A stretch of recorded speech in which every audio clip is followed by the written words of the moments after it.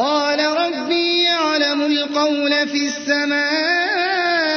والأرض وهو السميع العليم. نعم. اما جهتی مثلا مسلکی چی فایده میگیریم گفتیم فایده ما همین که یعنی باید که چی همراهی الله تعالی دائم با ادب باشیم یعنی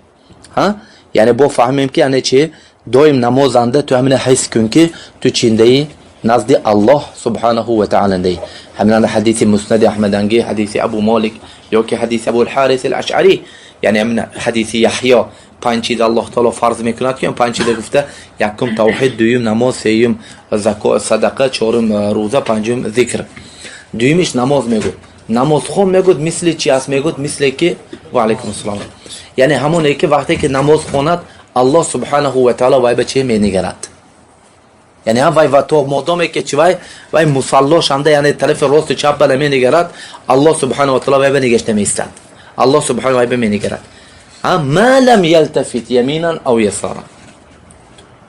اگر طرف راست یا چپ بکی نگشت الله تعالی اول چی نظریشه میکند برای نمازنده این چی فایده گرفتیم که نمازنده فهم که تو چیندهی نزد الله سبحانه و تعالی بود برای چشمت رویت سرت نگردونه طرف قبله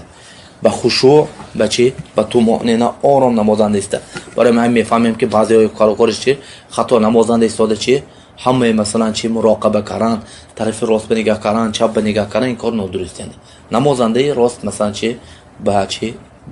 استقرار